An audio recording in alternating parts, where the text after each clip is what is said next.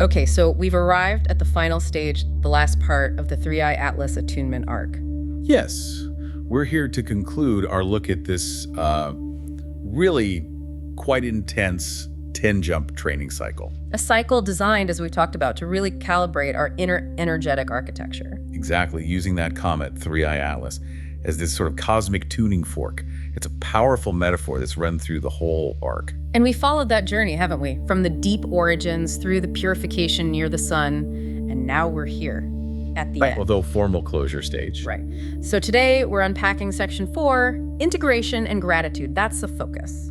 If section 3 was about achieving that resonance, receiving those spiritual codes. Yes, those impulses. Then section 4, the core idea here is the pivot. We move from receiving To embodying. Exactly, to formal embodiment, anchoring the comet's influence, making it last right here in daily life. That feels like a really crucial shift. Section 4 isn't just like tidying up, it sounds structural. It is. It provides that formal closure, yes, but more than that, it stabilizes everything. All that internal recalibration from the whole attunement, it makes it sick, makes it durable. So the focus shifts away from the comet itself because it's moving away now. Right. Its physical path becomes less important than its lasting influence inside you. The main goal here is strengthening your ability to absorb, embody, and maybe most importantly, recall the insights. Months down the line, you can still access that feeling, that knowing. So we're stabilizing what the Jump Library calls the spiritual seeds, taking these huge cosmic impulses. And making sure they don't just fade, they become part of your identity. Grounding those spiritual gains into, practical, everyday choices. It's like the difference between a powerful experience and actually installing it as your new operating system. That's a great way to put it. And that stability is really key for the 2 jumps in this final section. Okay, let's get into them. Jump 9 is first, the seed carrier self. And the type is doppelganger. Right. Now, the doppelganger jump type, in practice, it's about identity calibration. You achieve it by meeting a mastered version of yourself. So like an alignment with your potential. Pretty much, yeah, an instant alignment. The description in the library says, the purpose is meeting and merging with the version of you who's already fully integrated those seeds, those codes from the comet. The fluent self. The one who carries that clarity, that expanded perspective just naturally, effortlessly. Okay, but let's pause here because meeting a mastered self could sound, well, a bit out there. How do we know it's not just wishful thinking, like ego projection? Yeah, that's a really important question. And the Jump Library is clear on this. It frames it as recognition, not projection. Recognition. Yes, you're not inventing some fantasy self. You're recognizing a potential that already exists within you, one that's been unlocked or activated by the journey so far, by the first 8 jumps. So it's more like mirroring, tuning into a baseline that's already been established by the energy work. Precisely, like using a clear, perfect tone to tune an instrument. And the real benefit is stabilizing that clarity. Making it permanent. Moving it from just an experience, maybe a fleeting one, into a permanent inner recognition, a knowing. And the practical side, I find this fascinating, is how it simplifies making choices. Right. If you're operating from that seed carrier self, your future choices just naturally start aligning with what's been seeded. Instead of the old noise, the old habits, the stuff we worked on clearing in section 2. Exactly. Kind of bypasses the usual resistance. And maybe you hit a stressful moment, a tough conversation. The old reactive self might jump in with defensiveness or maybe withdrawal. But the seed carrier self, it quietly guides you. Towards what? Towards the clear choice, the one that aligns with your expanded view. It's strength through alignment, not through tension or force. So that stable, tuned frequency just quietly guides your choices. It makes the big cosmic shift real in everyday moments. It ensures it's practical, fluent, not something you have to constantly try to achieve. It just is. Okay, so let's sum up the practical benefits for Jump 9.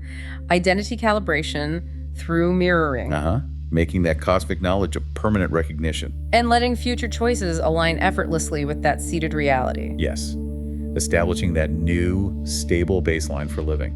It's quite profound, really. That quiet, stable baseline, it feels like the perfect setup for the final jump, the arc's conclusion, Jump 10, the final release and intention.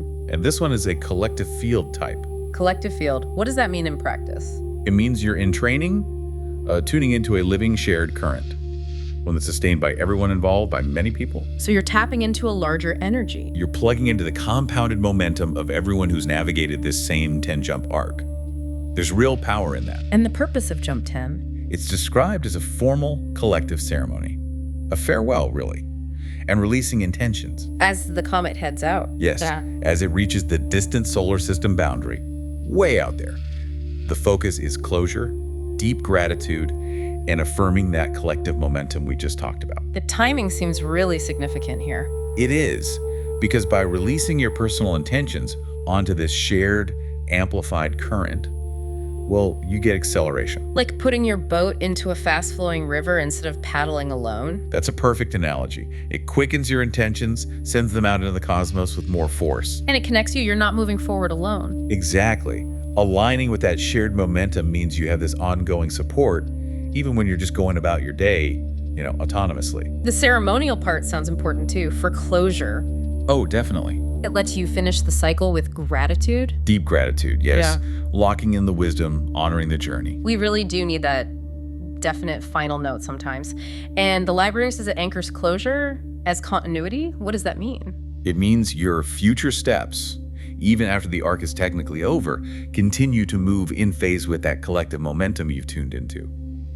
So the ending is also a beginning, in a way. Okay, so benefits for Jump 10.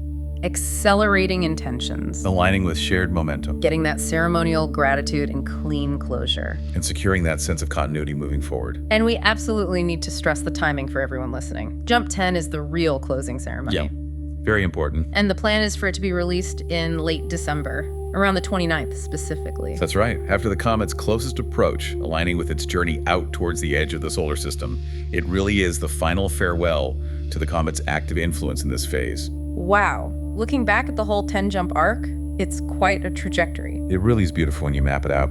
Started anchored way out in the galactic center, purged what needed to go, received that clear signal. Tuned in.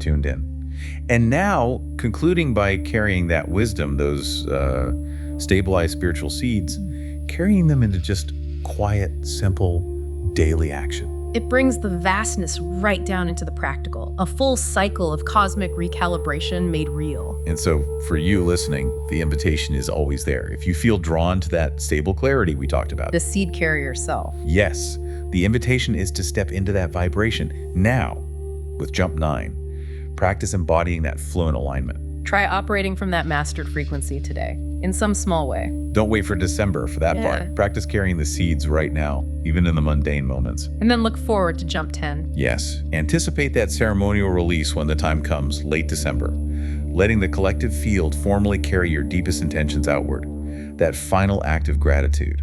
It brings us to a final thought then. If you have stabilized that primordial material, that deep knowing within your identity, what version of your future self has already chosen the life that perfectly reflects that clarity? And maybe more immediately, what simple, clear action can you take today that resonates with that quiet, effortless rhythm of the seed carrier self?